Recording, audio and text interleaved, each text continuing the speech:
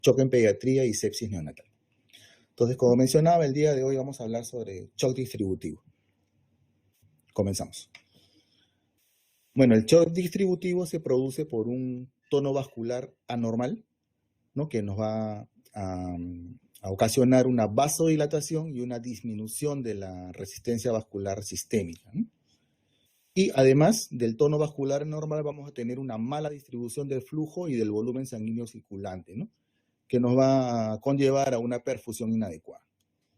El shock distributivo generalmente se asocia a un gasto cardíaco normal o aumentado. Entonces, dos características, ¿verdad? Tono vascular anormal y mala distribución del flujo sanguíneo. Esto puede resultar en una hipovolemia relativa, ¿no? Por el aumento de la capacitancia venosa, ¿no? O sea, la cantidad de líquidos es normal, pero por la vasodilatación que existe, como que la sangre queda empantanada, como que no hay una buena circulación, ¿verdad? La administración de fluidos puede ser insuficiente para compensar esta pérdida del tono vascular. Y en este caso, en este tipo de shock, la hipotensión puede ser un signo precoz debido a la disminución de la resistencia vascular sistémica, ¿no? Hemos venido mencionando de que la hipotensión es un signo tardío, ¿no? En el shock descompensado, cuando ya se vencieron los mecanismos compensatorios, pero en el shock distributivo, la hipotensión puede ser un signo precoz. Y la perfusión a órganos vitales es inicialmente mantenida incrementando el gasto cardíaco, ¿no? Como mencionamos. Entonces, vasodilatación y redistribución del flujo. El shock distributivo puede englobar al shock séptico, al shock anafiláctico y al shock neurogénico, ¿no? Y también algunas drogas que disminuyen el tono venoso, como son los vasodilatadores, y drogas que disminuyen la resistencia vascular sistémica, ¿no? Como los sedantes, opiáceos y barbitúricos. Ese ruido que se ha escuchado creo que no es mío, ¿eh? Algo así como un timbre. Bueno, disculpen, ¿no? Continuamos. Vamos a hablar un poco sobre lo que es choque séptico. El shock séptico puede presentar características de otros tipos de shock, como mencionamos en la clase anterior, ¿verdad? Con frecuencia es una combinación, el shock séptico, de múltiples problemas, ¿no? Infección, hipovolemia absoluta o relativa, mala distribución del flujo sanguíneo, depresión miocárdica y múltiples alteraciones metabólicas, endocrinas y hematológicas, ¿no? Esta constelación de signos y síntomas refleja un compromiso sistémico multiorgánico a nivel subcelular, ¿no? El shock séptico se genera por un efecto directo de microbios y toxinas que van a ocasionar una respuesta inflamatoria con activación de mediadores endógenos que van a conllevar finalmente una inestabilidad cardiovascular y falla orgánica multisistémica. Otras alteraciones fisiopatológicas que vamos a encontrar es la agregación de leucocitos, aumento de la adhesividad de células sanguíneas, disminución de la contractilidad miocárdica, disfunción de células endoteliales, disminución en el reclutamiento capilar secundaria a una reactividad vascular alterada, la coagulación intravascular diseminada y una función mitocondrial anormal, ¿no? Todo esto, digamos, fisiopatológicamente va a determinar el estado de shock séptico, ¿no? Entonces, la definición de shock séptico es sepsis, ¿no? Más disfunción cardiovascular, ¿no? Esta última, disfunción cardiovascular, se define cuando, a pesar de bolos isotónicos, de cristaloides endovenosos mayor o igual a 40 mililitros por kilo en una hora, la presión arterial se mantiene por debajo del percentil 5 para la edad, ¿no? O una presión sistólica que ha disminuido más de 2 desviaciones estándar, ¿no? De lo normal para la edad. Ese criterio o la necesidad de vasoactivos, ¿no? Y el otro criterio para definir disfunción cardiovascular sería que hayan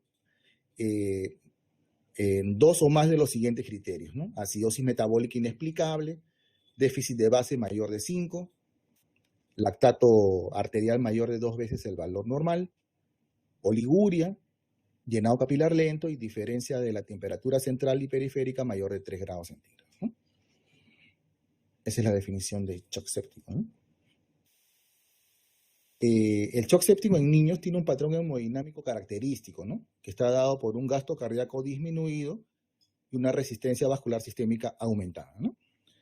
Aproximadamente el 50% o más de niños presentan este patrón conocido como shock séptico frío. En contraste, a diferencia de lo que ocurre en adultos, que el 90% de ellos se presenta con un shock séptico caliente, ¿no? Que está dado por un gasto cardíaco aumentado y una resistencia vascular sistémica disminuida, ¿no? Si bien es cierto la taquicardia está presente, digamos, como mecanismo compensatorio en los niños, no siempre esto es un mecanismo efectivo, porque al haber una taquicardia se va a acortar el tiempo de llenado diastólico, ¿no?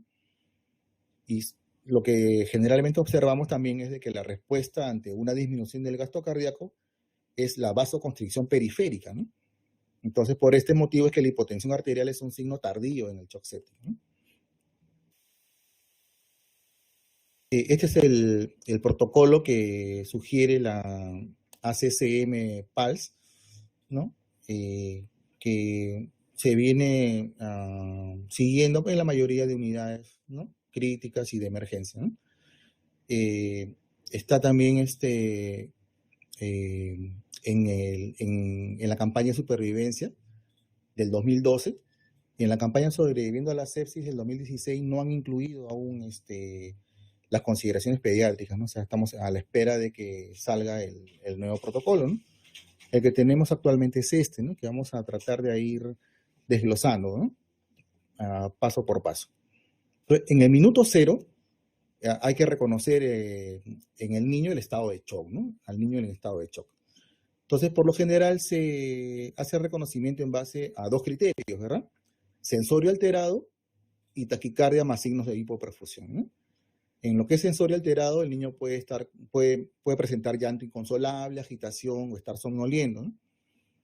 Y taquicardia más signos de hipoperfusión, como pulsos periféricos disminuidos, ¿no? En comparación a los pulsos centrales. Extremidades frías o moteadas, llenado capilar alterado mayor de 2 segundos. Y si se trata de un shock caliente, más bien extremidades tibias y un llenado capilar flash, ¿no? Flujo urinario disminuido, acidosis metabólica y lactato incrementado, ¿no? Como hemos venido mencionando, la hipotensión es un signo tardío y que indica shock descompensado y que no es un requisito para el diagnóstico, ¿no? O sea, en el minuto cero hay que reconocer el shock. Del minuto 0 al minuto 5 hay que establecer rápidamente el ABC de la reanimación. Hay que identificar y tratar condiciones amenazantes para la vida. Hay que dar oxígeno a alto flujo, intubar si hay falla respiratoria inminente, tratar de conseguir 2 accesos venosos periféricos que permitan un pasaje de grandes volúmenes de líquido, y considerar la vía intraósea si no se consigue un acceso venoso luego de 3 intentos de canalización de una vía periférica o que se haya gastado más de 90 segundos, ¿no? En cuanto a esto, hay que mencionar de que el 40% del gasto cardíaco se destina al trabajo respiratorio, ¿no? Esto quiere decir que si damos soporte ventilatorio mecánico, más oxígeno va a estar disponible para otros órganos vitales, ¿no? Va a haber un mejor balance entre el aporte versus la demanda de oxígeno. Hay que también tomar en cuenta que cuando intubemos al paciente, el darle ventilación a presión positiva o darle una ventilación excesiva puede empeorar el retorno venoso, ¿no? Y en lo posible, para evitar esto, hay que dar una adecuada fluidoterapia antes de la intubación, ¿no? Si el tiempo lo permite, si las condiciones del paciente pues, se prestan para ello, ¿verdad? Tomar también en cuenta de que los fármacos para la intubación pueden causar vasodilatación y empeorar el shock, ¿no?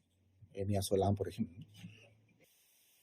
En cuanto a lo que es oxígeno, como decíamos, hay que dar oxígeno al 100%, pero la excepción sería en recién nacidos con sospechas de cardiopatía congénita dependiente del ductus, ¿no? En estos casos es aceptable una saturación entre 75 y 85. Bueno, ahora ya estamos en el minuto 5 al minuto 15 y acá se va a hacer pues la fluidoterapia, ¿no? La resucitación con fluidos.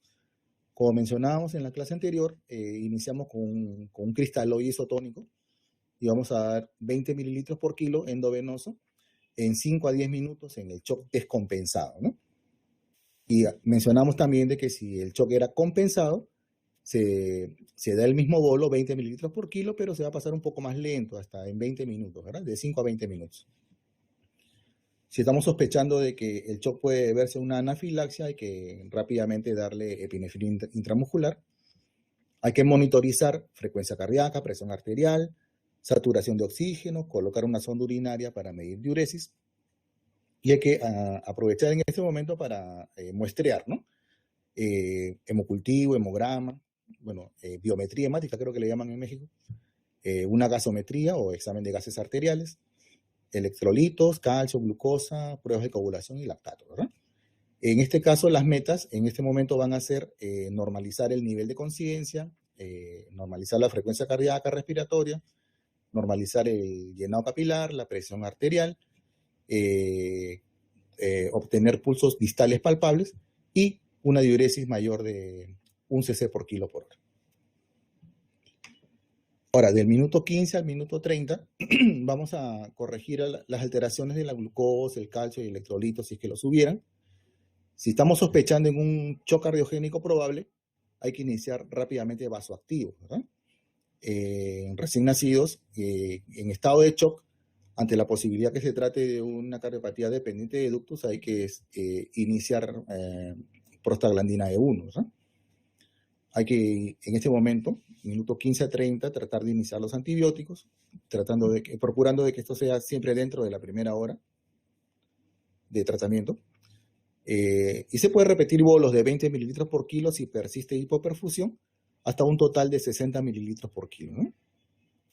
Hay que evaluar las metas terapéuticas que hemos mencionado después de cada bolo, ¿verdad?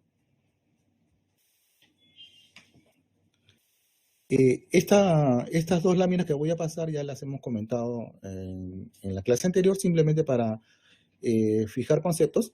En el shock descompensado, o sea, en el shock hipotensivo, ¿no? Si no hay sospecha de shock cardiogénico o de shock obstructivo, vamos a dar un bolo de 20 mililitros por kilo de cristaloide isotónico en 5 a 10 minutos y se puede repetir hasta 3 veces, ¿no? En algunos casos hasta 4 bolos, si es necesario, mientras no aparezcan signos de sobrecarga, ¿no? Como hemos mencionado, disminución de la oxigenación, crepitantes, ritmo de galope y hepatomegalia. Y en el shock compensado, con presión arterial normal, el bolo va a ser de 20 mililitros por kilo, pero en 5 a 20 minutos con monitoreo cuidadoso, y se pueden indicar bolos adicionales según la respuesta del paciente, ¿no? Mencionamos también de que el exceso de bolos agresivos puede ser perjudicial en shock cardiogénico, en cetoacidosis diabética, en el síndrome de secreción inapropiada de hormona antidiurética, malnutrición grave, anemia severa y en enfermedad febril severa, ¿no? Entonces, si hemos dado ya la fluidoterapia y no ha revertido el shock, vamos a, en el minuto 30-60, vamos a establecer que se trata de un choque refractario a fluidos, ¿verdad? Entonces, en este caso hay que reevaluar la causa probable de shock, ¿no? Si el shock es hipovolémico, probablemente hay que reevaluar las pérdidas, hay que continuar fluidos de reemplazo, considerar coloides, ¿verdad? Si la sepsis es, como mencionábamos, refractaria a fluidos, hay que iniciar vasoactivos, ¿no? Por vía periférica o por vía intraósea hasta disponer de una vía central. Para obtener este acceso central hay que hacer uso de sedación y en algunos casos también de atropina, ¿no? Para facilitar el procedimiento, ¿no? Del acceso venoso central y también de la intubación, ¿no? Hay que monitorizar en este momento, además del monitoreo clínico que hemos mencionado, hay que tratar de ir vigilando la presión arterial, si es posible la saturación venosa central de oxígeno y la presión, la PVC, ¿no? La presión venosa central, ¿no? Aunque estos aspectos cada vez se están recomendando menos, ¿verdad? En este momento las metas van a ser tener una diuresis mayor de 1, un lactato menor de 4, una presión venosa central entre 8 y 12, una presión de perfusión de 65 y una saturación venosa central mayor de 70, ¿no? La presión de perfusión viene a estar dada por la presión arterial media menos la PVC, ¿no? Pero como mencionaba, cada vez se recomienda menos, cada vez se está dejando de usar más PVC y la saturación venosa central de oxígeno, ¿no? Luego vamos a redondear más este concepto. Y finalmente, si el shock es de tipo hemorrágico, bueno, lo que corresponde es transfundir sangre, ¿no? También como mencionábamos en la anterior clase. Si se trata de un shock frío, el medicamento de elección vendría a ser la adrenalina, ¿verdad? Y si es un shock caliente, el vasoactivo de elección es la noradrenalina, ¿no? Como mencionaba, vamos a tener una clase sobre vasoactivos. Aquí simplemente para precisar de que la dopamina se usa cuando estamos frente a un shock normotensivo, la norepinefrina cuando se trata de un shock hipotensivo y con vasodilatación, y la epinefrina cuando estamos frente a un shock hipotensivo y con vasoconstricción, ¿no? Entonces, shock frío, adrenalina, primera opción. Shock caliente, noradrenalina, ¿no? La dopamina prácticamente se recomendó durante muchos años como primera elección en shock frío, pero bueno, ya se ha dejado de recomendar y en muchos lugares ya no se usa, ¿verdad? La primera opción sería en shock frío, adrenalina. Bueno, esto vamos a pasarlo, ya como les comentaba, va a haber una clase sobre vasoactivos. Entonces, si se mantienen, digamos, las características de shock después de la fluidoterapia y aún habiendo iniciado las aminas, bueno, en este caso lo que recomienda el protocolo es administrar hidrocortisona, ¿no? Y si aún así persiste el shock, hay que descartar fusión pericárdica, neumotórax, embolismo pulmonar, arritmias y emergencias endocrinas, ¿no? Insuficiencia adrenal, hipotiroidismo.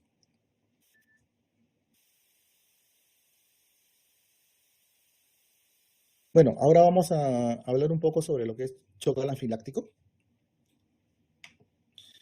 Es una reacción aguda, potencialmente letal, ¿no? Donde se va a dar una liberación masiva de mediadores químicos de los mastocitos, basófilos y otras células inflamatorias, ¿no? La histamina es el mediador más importante, ¿no?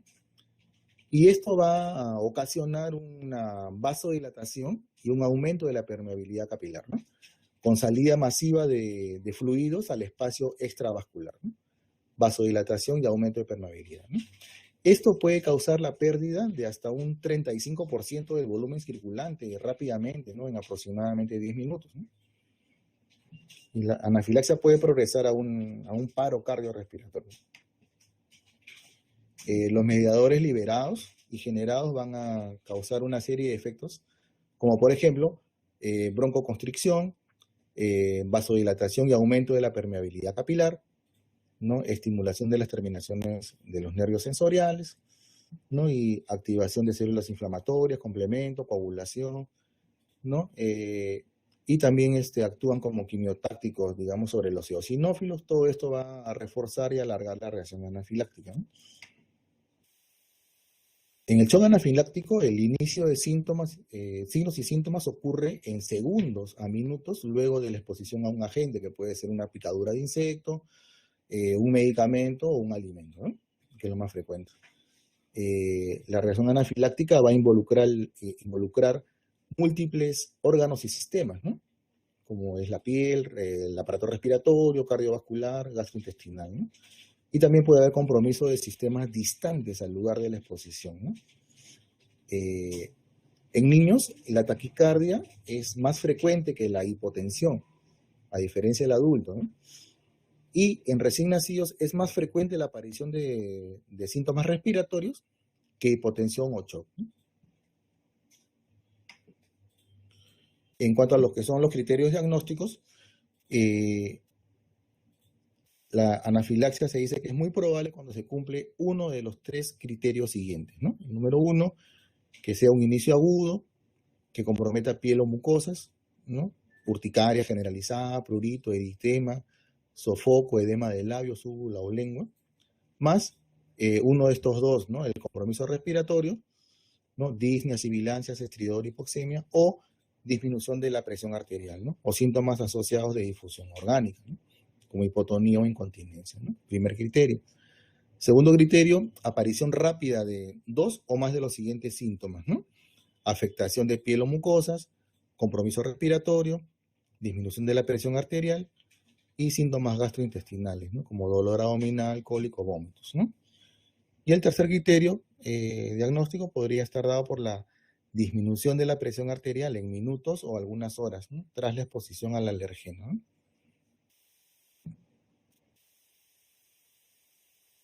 Los signos de alarma, ¿no?, en shock anafiláctico vendría a estar dado por un rápido empeoramiento de los síntomas, ¿no?, cuando hay presencia de dificultad respiratoria, ¿no?, estridor, sibilancias, incremento del trabajo respiratorio, tirajes, tos persistentes, cianosis, ¿no?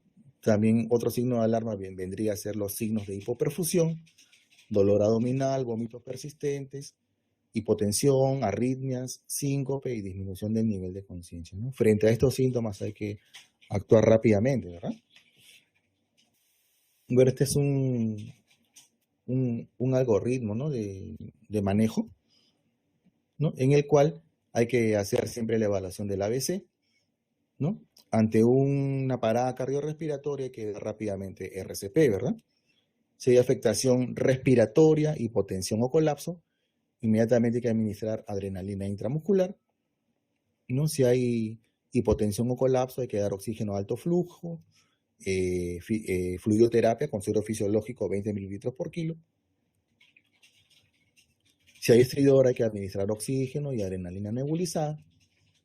Si hay sibilantes, hay que dar oxígeno y salbutamol inhalado, ¿verdad? Entonces, si no hay respuesta en 5 a 10 minutos, hay que repetir la adrenalina intramuscular, repetir el bolo de fluidos y preparar adrenalina intravenosa, ¿no? Si el distrés respiratorio no responde en 5 a 10 minutos, hay que administrar adrenalina intramuscular y nebulizar con budesonide, ¿verdad? Inclusive en algunos casos hay que usar corticoides intravenosos, ¿no?, como vamos a mencionar en un momento, ¿no? Corticoides endovenosos y antihistamínicos, ¿no?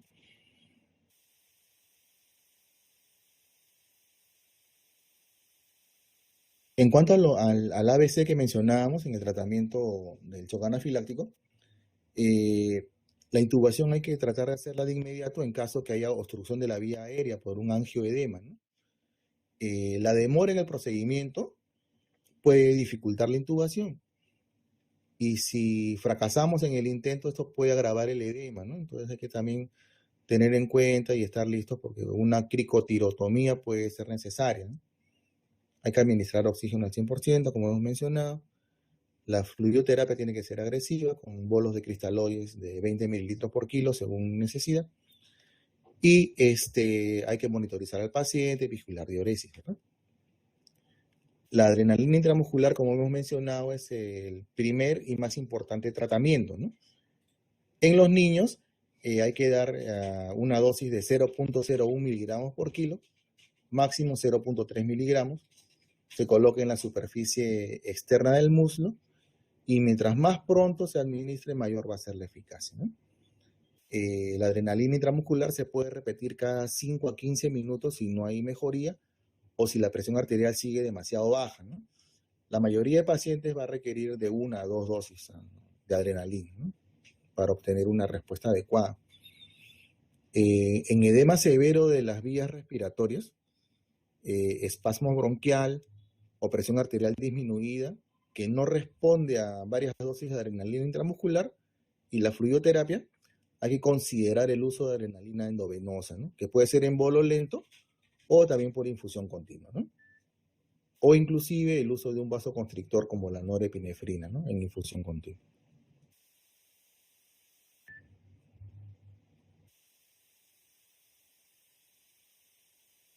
Esto es muy importante, ¿no?, de que los antihistamínicos y los corticoides son adyuvantes en el tratamiento, pero más no hay que utilizarlos en reemplazo, en lugar de adrenalina, ¿no? O sea, la adrenalina tiene que colocarse sí o sí y hay que complementar, digamos, con el tratamiento con antihistamínicos y corticoides, ¿no? Los bloqueadores H1 van a reducir el prurito y la intensidad del angioedema y también pueden aliviar los síntomas nasales y oculares, ¿no? Y también se menciona que la combinación, la asociación de anti-H1 y anti-H2 resulta más efectiva en el control de los síntomas cutáneos que los anti-H1 solos, ¿verdad? Acá en Perú lo que usamos es clorfenamina, ¿no? Clorfenamina, que podríamos combinar con ranitidina en este caso, ¿no? En cuanto a corticoides, son poco útil en la fase aguda, pero puede prevenir la fase tardía de la anafilaxia, ¿no? Y por lo general lo que se usa es la metilprednisolona o la hidrocortisona, ¿no? Endovenosa, ¿no? Y se puede indicar por 3 días como máximo, según refieren en esta bibliografía, ¿no?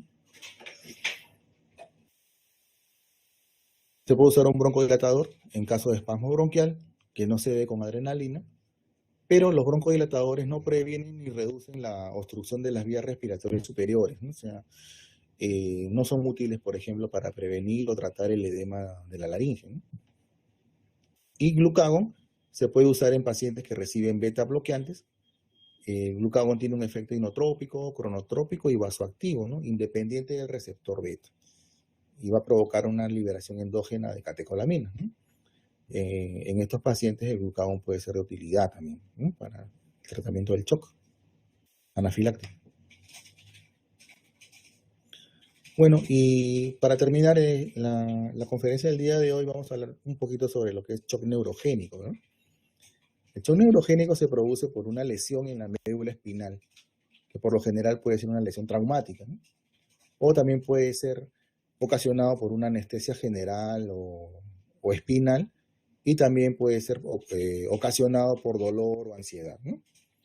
En el shock neurogénico lo que vamos a tener es una pérdida súbita del tono simpático desde la médula espinal, ¿no? Y consecuencia de esto va a haber una caída brusca de la resistencia vascular sistémica, ¿no? Esto va a ocasionar una dilatación masiva de arteriolas y vénulas, ¿no? Que va a aumentar la capacitancia venosa.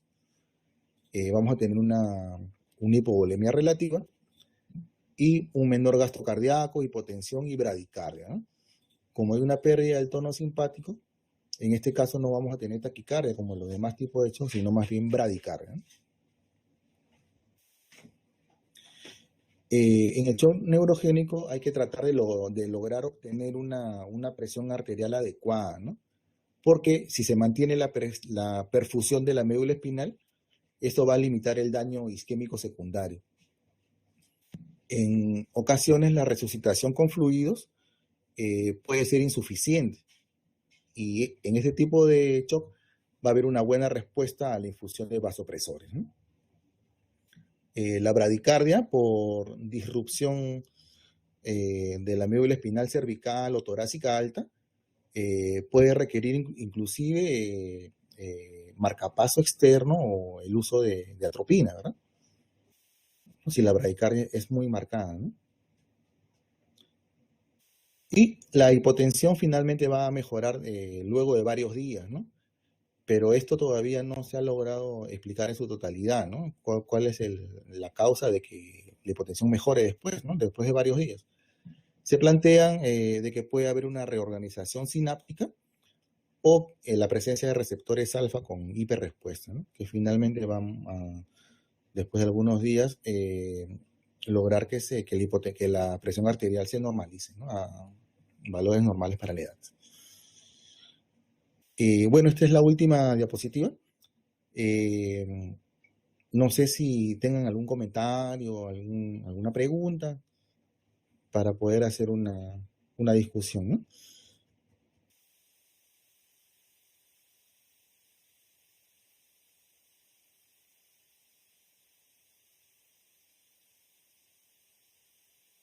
Bueno, el día de hoy, en el foro de expertos, no sé si pudieron revisar al doctor Miguel de Bolivia, nos preguntaba, porque la clase anterior comentábamos, ¿no? De que OMS define el shock en base a 3 criterios, ¿no? Llenado capilar, prolongado, extremidades frías y pulso débil y rápido, ¿no? Entonces, el doctor decía, bueno, pero si OMS dice que si no tiene las 3 características del shock, entonces que no se dé fluidoterapia rápida. Entonces, en el shock caliente, ¿qué significa? ¿Que no se dan bolos? No sé qué opinan ustedes, ¿no?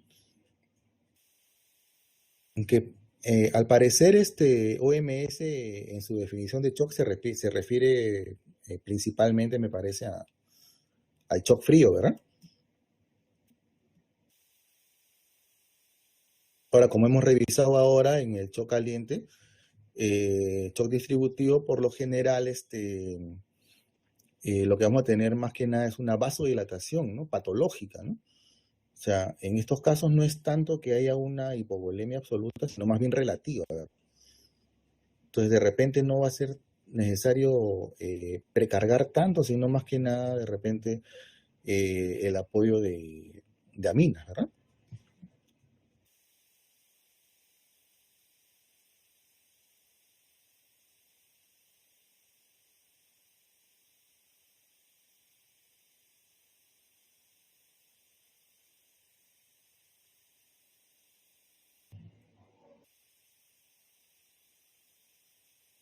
A ver, nos preguntan, ¿se puede colocar norepinefrina por vía periférica en caso de no poder disponer de una vía central?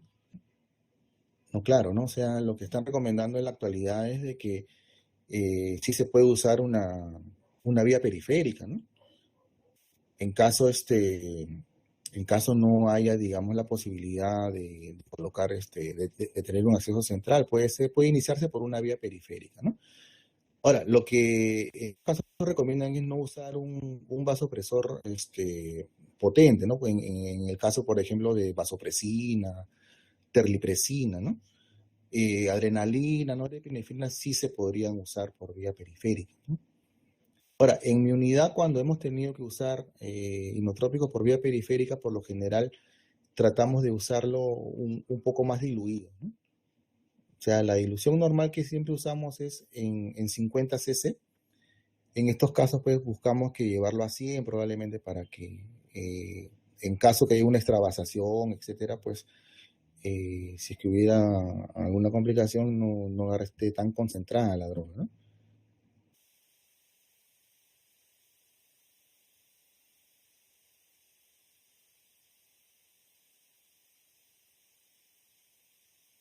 Como comentaba también al inicio de la conferencia de hoy, este, va a haber una clase exclusivamente para hablar de vasoactivos. Me parece a cargo de la doctora Gabriela Dávalos. Doctor Barbosa, no sé si me corrige. Este, Va a haber una conferencia sobre vasoactivos, ¿no?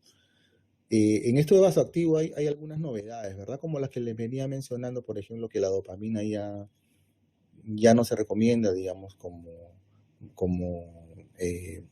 inotrópico inicial en el shock frío, ya se ha dejado de usar prácticamente en muchas unidades, ¿no? Entonces, algunos aspectos sobre los vasoactivos acá ya nos van a redondear, digamos, la idea, ¿no? Más en profundidad, ¿no? En esta clase de vasoactivos, ¿no? ¿Qué cantidad de norepinefrina? Bueno, por lo general se comienza con 0,1, ¿no? Con 0,1 microgramos kilo minuto y se puede ir titulando de acuerdo a la respuesta del paciente, ¿no? ¿No? Hasta, hasta 3 microgramos kilo minuto es lo que como máximo podría usarse, pero siempre hay que procurar de no exceder de 0,5 microgramos kilo minuto, ¿no?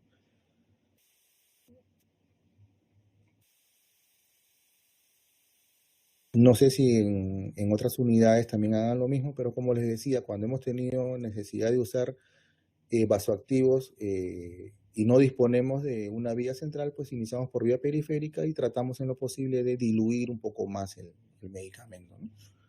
No sé en la experiencia de ustedes, en sus unidades, cómo manejan esto.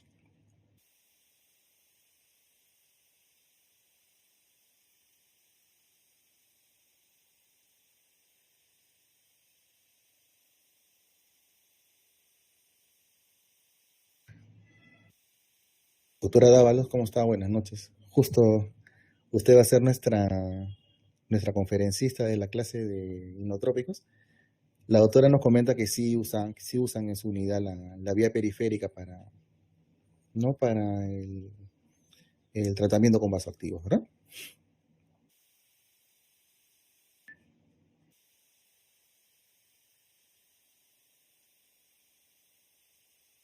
Dice, pero algunos pacientes sí tienen reacción local inmediata. Claro, hay que estar vigilantes, hay que estar al pendiente cuando se aplica vía periférica. Ante cualquier cambio, ante cualquier manifestación, hay que inmediatamente retirar la vía, ¿verdad?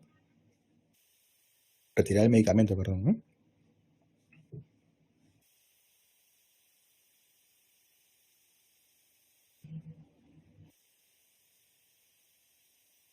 Por lo que es prioritario conseguir una vía central. Claro, una vez que ya se logra conseguir una vía central, ya por ahí se pasan la- las aminas, ¿verdad? El tema es de que la mayoría de las veces eh, se, se detecta, digamos, a un niño grave, un niño en estado de shock, por lo general es en emergencia, ¿verdad? Entonces, en urgencias es donde se hace el manejo inicial, donde se dan las primeras atenciones. Entonces, no siempre hay un personal que tenga la destreza, la capacitación necesaria como para poder poner una vía central. Y hasta que esto se dé, pues, o sea, lo que recomiendan las guías es de que lo más pronto posible ya se pueda, pues, iniciar con el tratamiento, ¿no? Con los accesos venosos, si es que no se consigue el acceso, pues, una intraósea, la fluidoterapia, y los sinotrópicos, ¿no? Entonces, si hasta el momento, digamos, de que sea necesario el inotrópico no se consiguió todavía la vía central, pues hay que tratar de comenzarlo por vía periférica hasta que se consiga, pues también lo más pronto posible una vía central, ¿no? Para evitar estas complicaciones que nos menciona la doctora Dávalos.